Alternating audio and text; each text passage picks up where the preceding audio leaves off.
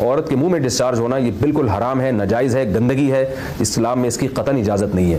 اور اگر ان ائمہ کا مذہب لیا جائے جو منی کو پاک سمجھتے ہیں، اس لیے میں یہ عرض کر رہا ہوں کہ بعض حضرات نے اس پہ فتویٰ دیا ہے کہ یہ چونکہ پاک ہے لہذا اگر یعنی کوئی شخص منہ میں بھی ڈسچارج ہو جائے تو یہ بھی جائز ہے. یہ 100% غلط فتویٰ ہے، اس لیے کہ جو حضرات اس کو پاک کہتے ہیں وہ بھی اس کو خبائث میں داخل کرتے ہیں، حرام چیزوں میں داخل کرتے ہیں.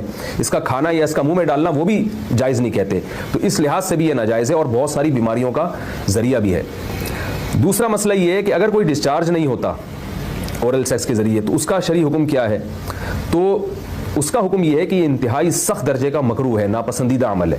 اور اس کے سخت درجے کے مکروہ اور حرام نہیں ہے لیکن بہت زیادہ ناپسندیدہ اور شریعت کے مزاج کے بالکل خلاف ہے. اور اسلامی کلچر میں اس کا کوئی تصور نہیں تھا. یہی وجہ ہے کہ فقہائے کرام کے ہاں اس چیز کا تذکرہ بہت ہی محدود پیمانے پر ملتا ہے. یہ اس کی علامت ہے کہ مسلمان معاشرہ اس چیز سے بالکل بھی واقف نہیں تھا کہ یہ کیا ہوتا ہے. تو یہ چیز غیروں سے آئی ہے، غیر مسلموں سے ہمارے معاشرے میں جو ان کی موویز دیکھ دیکھ کے، فحش فلمیں دیکھ دیکھ کے نوجوانوں میں اس چیز نے سرایت کیا. ورنہ یہ انسان طبی طور پر اس عمل سے بہت زیادہ نفرت کرتا ہے. کوئی بھی شریف الطبع آدمی ذہنی طور پر اس کے لیے تیار نہیں ہوگا. تو میں پھر بھی یہ کہہ رہا ہوں کہ بہرحال علماء اس کو ناجائز اور حرام نہیں سمجھتے، اس لیے کہ میاں بیوی ایک دوسرے سے جس طرح سے چاہیں استمتاع کر سکتے ہیں، لیکن سخت ناپسندیدہ بہرحال ہے اور مکروہ چیز ہے اور اس قابل نہیں ہے کہ اس کی حوصلہ افزائی کی جائے. یہ اس کے بارے میں ہے کہ جب یعنی جو ہے وہ ادخال کیا جائے اس فم کے اندر، اس جو ہے مرد اس میں باقاعدہ جو ہے وہ تلذذ حاصل کرے. اگر ایسا نہ ہو بلکہ باہر سے استمتاع کیا جائے، جیسے بعض جگہ ایسا ہوتا ہے کہ کیا نام ہے عورت کو اس چیز سے گھن آتی ہے کہ وہ اپنے منہ میں اس گندگی کو لے کر جائے، تو پھر بعض شوہر زوجہ کو مجبور کرتے ہیں کسنگ وغیرہ پر، تو یہ کم درجے کی کراہت ہے.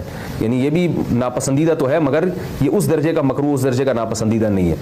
دوسری بات یہ کہ یہ جو میں نے پوری ڈیٹیل بیان کی ہے یہ اس صورت میں ہے اس کے مکروہ اور ناپسندیدہ ہونا کہ عورت اس کے لیے ذہنی طور پر آمادہ ہو. یہ بات خوب یاد رکھیں، اگر عورت کو اس عمل سے گھن آتی ہے تو پھر مرد بیوی کو اس کام پر مجبور ہرگز نہیں کر سکتا، کیونکہ یہ نکاح کے جو ایگریمنٹ ہے، مقتضیات ہیں، اس کے خلاف ہے. یعنی یہ اس میں داخل نہیں ہے. عورت اپنے آپ کو ہم بستری سے تو نہیں روک سکتی، مرد جب چاہے گا بیوی سے ہم بستری کر سکتا ہے، عورت کو اجازت نہیں ہے. لیکن خاص اس عمل سے عورت مرد کو روک سکتی ہے اگر وہ ذہنی طور پر اس کے لیے آمادہ نہیں ہے. یہ تو میں نے اورل سیکس سے متعلق کچھ فقہی احکام بیان کیے ہیں. دوسری بات یہ، اس کا بھی مسائل پوچھے جاتے ہیں کہ بعض مرد اپنی زوجہ کو مجبور کرتے ہیں غیر فطری طریقے سے ہم بستری کرنے پر، پچھلے راستے پر ہم بستری کرنے پر. تو یہ بات یاد رکھیں کہ ایسی صورت میں عورت پر اصل حکم یہی ہے کہ وہ ایسے مرد سے طلاق لے لے اور اس کو اپنے قریب نہ آنے دے. کیونکہ اس میں نقصان یہ ہوتا ہے کہ اگر عورت اس کام کی مرد کو اجازت دے دے تو کچھ وقت کے بعد اس کی اپنی نیچر تبدیل ہو جاتی ہے، اپنی فطرت بدل جاتی ہے اور اسے اسی اس غیر فطری کام میں لذت آنا شروع ہو جاتی ہے. تو اپنے آپ کو گندگی سے بچانا یہ بہت ضروری ہے. اور اگر وہ یہ سمجھتی ہے کہ طلاق کے بعد اس کے دوبارہ نکاح نہیں ہوگا، اس کی زندگی تباہ نہیں ہوگی، تو پھر سخت مجبوری میں اگر مرد اس کو دھمکیاں دیتا ہے مارنے کی یا طلاق کی، تو ایسی مجبوری میں پھر اللہ کی رحمت سے امید ہے کہ گناہ صرف مرد کے کندھوں پر ہوگا. ایک اور علمی نقطے کی بات ہمیں یہ پتہ چلتی ہے اس آیت میں کہ نساؤکم حرث لکم. اللہ تعالیٰ نے نکاح کا بنیادی مقصد حرث بتایا ہے، یعنی نسل بڑھانا.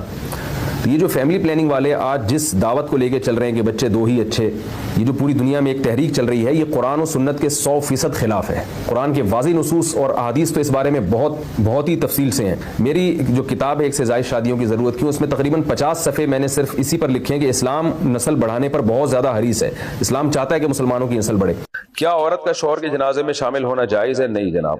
جیسے ہی شوہر کے انتقال کی خبر ملے عورت پر فوراً فرض ہو جاتا ہے کہ وہ شوہر کے گھر میں چلی جائے. منہ دیکھنے کے لیے ہاسپٹل بھی نہیں جا سکتی. وہ صاف جیسے ہی اطلاع ملی ہے اس پہ گھر کا رخ کرنا ہے. ہاں میت جب گھر میں آئے گی تو پھر شوہر کا چہرہ دیکھ سکتی، لیکن گھر سے باہر نہیں نکل سکتی جب تک عدت پوری نہیں ہو جاتی. اسی میں ایک اور مسئلہ آ گیا عدت کا. کسی عورت کے شوہر کا انتقال ہو جائے، اللہ نے قانون بنا دیا، آسان قانون بنایا. زمانہ جاہلیت میں بہت مشکل تھا. جب کسی عورت کے شوہر کا انتقال ہوتا تھا تو زمانہ جاہلیت میں عورت 2 سال عدت گزارتی تھی. کتنی؟ 2 سال. اور اس 2 سال میں وہ میلی کچیلی رہتی تھی. یہاں تک بھی بعض روایات میں آتا ہے اس کی جگہ کو گندا رکھا جاتا تھا، مینگنیاں لا کے ڈال دی جاتی تھی گند میں رہے. اسلام نے اس حکم کو ختم کیا. یہ ظلم ہے عورت کے اوپر. اللہ نے حکم دیا 4 مہینے 10 دن بس، اور اس میں میلی کچیلی نہیں رہے گی، نہائے دھوئے بس زینت اختیار نہیں کرے گی، زیور نہ پہنے، خوشبو کا استعمال نہ کرے، زینت اختیار نہ کرے، باقی نارمل رہے، گھر سے باہر نہ نکلے وہ. ایک صحابیہ نے نبی صلی اللہ علیہ وسلم سے اجازت چاہی کہ بھئی 4 مہینے 10 دن میں یوں کر لوں، میں فلانی جگہ چلے جاؤں. آپ نے فرمایا اللہ تعالیٰ نے تمہیں یہ آسانی دی ہے کہ وہ زمانہ جاہلیت کا حکم اللہ نے منسوخ کر دیا، اب اتنی آسانی دے دی، تو اب اس حکم کو فالو کرنا پڑے گا. اب آج کل خواتین کیا کرتی ہیں، شوہر کی ڈیتھ ہوئی، جو دیندار نہیں ہے ان کی تو بات ہی نہیں کر رہا نا، ان کی نظر میں تو عدت ودت کی کوئی 2 ٹکے کی حیثیت ہی نہیں ہے، وہ تو اس کو دقیانوسی حکام سمجھتی ہیں. لیکن جو دیندار ہیں وہ بھی بھائی، وہ ڈیتھ ہوئی، شوہر کا چہرہ دیکھنے کے لیے جا رہی ہیں ہسپتال، پھر وہ فلانے کے کام سے جانا ہے تو آج فلانے کے کام سے جانا ہے، تو آج یوں کرنا ہے، آج یہ کرنا ہے، یہ فلانے پورشن میں چلی جاتی ہوں، ماموں کے گھر جا کے عدت گزار لیتی ہوں. بھائی اللہ تعالیٰ نے جو عدت کے حکام دیے ہیں، شوہر کی ڈیتھ ہوتے ہی عورت کی عدت بولو شروع، اور عدت میں 2 کام لازمی ہیں، گھر سے نہیں نکلنا ہے، زینت اختیار نہیں کرنی. اب اس میں لوگ ہمیں تنگ کرتے ہیں، یار وہ چہرہ دیکھنے جانا چاہتی ہے ہاسپٹل میں، بھائی شوہر کو گھر لے آؤ، اگر بیوی نے اپنے شوہر کو دیکھنا ہے میت کو گھر لے آؤ، عورت نہیں روڈ پہ آ سکتی. جنازے کی چارپائی کے پیچھے پیچھے جا رہی ہوتی ہے گھر سے باہر نکل کے، پھر اللہ کو غضب آئے گا. جب میں نے ایک آرڈر دے دیا ہے اس کو ہلکا کیوں لے رہے ہو؟ عیادت کے لیے نہیں جا سکتی، وہ سمجھ رہے کہ بھئی فلاں بیمار ہے تو چلو میں عیادت کے لیے چلی جاؤں، فلاں کی ڈیتھ ہو گئی چلو میں تعزیت کے لیے. حج ختم ہو جاتا ہے اس سے. حج کی کتنے مسئلے آتے ہیں، عورت نے حج کی درخواست دی ہوئی ہے، نام آ گیا، حج پہ جانے کی تیاری ہو گئی، شوہر کا انتقال ہو گیا، اب جس دن جانا ہے 4 مہینے تو ہو جائیں گے، 10 دن رہ جائیں گے. تو ہم کہتے ہیں بھائی 10 دن کیا، 1 گھنٹہ بھی رہ گیا ہونا 4 مہینے 10 دن ہونے میں، آپ کو 1 گھنٹہ پہلے بھی نکلنے کی اجازت نہیں. بے شک حج ضائع ہو جائے کوئی بات نہیں، حج کینسل ہو جائے، کیونکہ حج کی فرضیت پہ عدت مقدم ہے. حج اگلے سال بھی ہو سکتا ہے، عدت تھوڑی ہو سکتی ہے.